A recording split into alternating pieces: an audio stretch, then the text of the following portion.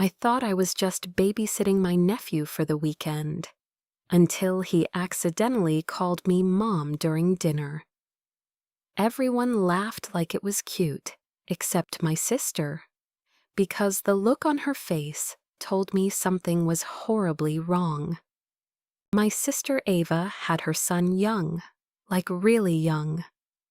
She got pregnant at 18, disappeared for almost a year, then suddenly came back home with a baby boy named Eli.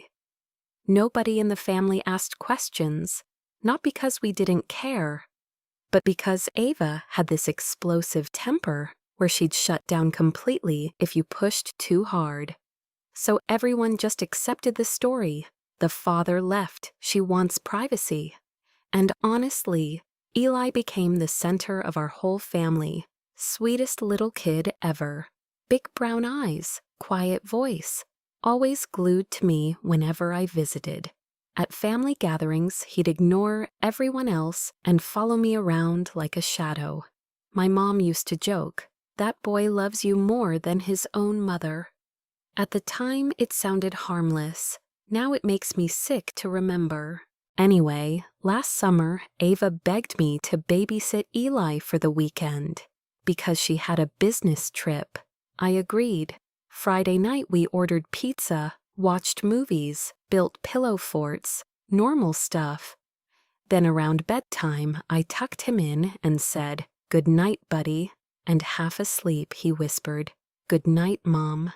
I froze, like completely froze. Then he opened his eyes wide like he realized he messed up, and immediately corrected himself.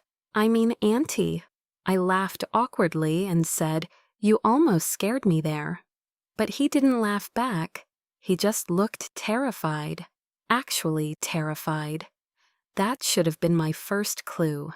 The next morning, I tried joking about it. I asked, "So why'd you call me Mom yesterday?"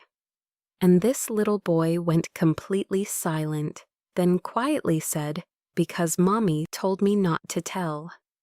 My stomach dropped. I remember forcing a smile and saying, "Not tell what?" And he replied, "That you're my real mom." I genuinely felt the room spin. At first, I thought maybe he was confused. Kids say weird things sometimes. But then he added, "Mommy said you'd hate me if I told you." That sentence broke me, because no 6-year-old randomly invents something that specific. I called my sister immediately. No answer. Again, no answer. Then suddenly she texted, "Don't talk to him about anything, I'll explain later." Explain what later? I spent the whole day shaking, trying to remember every weird thing from the past, every family joke, every strange comment. And then memories started clicking into place. When Ava disappeared during pregnancy, I had also disappeared for a while, because when I was 16, I got pregnant too. Nobody knows this part except Ava. I was assaulted by an older guy from school. I hid the pregnancy for months because I was scared, terrified, ashamed. Then when I finally told Ava, she promised she'd help me. But after I gave birth, things became blurry. I was heavily medicated, exhausted. I remember holding the baby once. Then Ava telling me, "He didn't make it. I never even saw a funeral." At the time, I was too broken to question anything. And now this child was standing in my kitchen calling me Mom. I couldn't breathe. That night, I searched through old storage boxes at my mother's house, and buried under old papers was a hospital bracelet. Baby boy Carter. Date of birth matching Eli's exact birthday. My hands were trembling so badly I dropped it.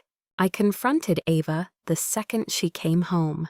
The second she walked through the door, I screamed, "Who is Eli?" She instantly started crying. Not confused crying, guilty crying. The kind where someone already knows the truth is over. Then she finally admitted it. The baby never died. She took him. She told everyone he was hers because she believed I was too traumatized to raise him. At first, she planned for it to be temporary, but months became years. Then years became 6 years. 6.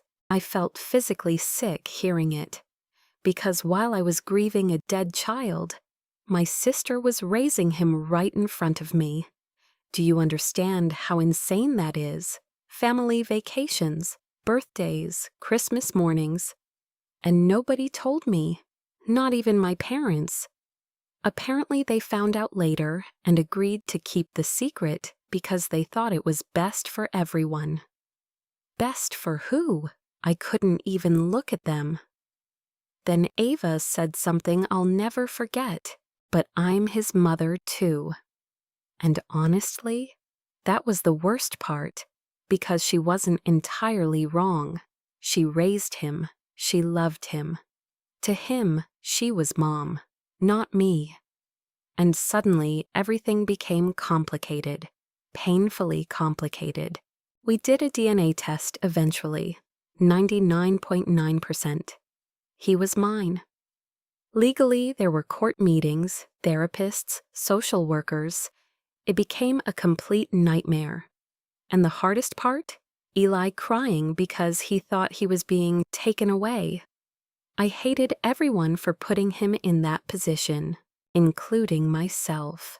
Right now, things are still messy. He knows the truth now. He calls me by my first name sometimes, Mom other times. And every single time it happens, my heart breaks a little differently. But one thing I know for sure, some lies don't protect people. They destroy them slowly for years. And the scariest part is, the people who hurt you most aren't always strangers. Sometimes they're sitting beside you at Thanksgiving dinner, pretending everything is normal.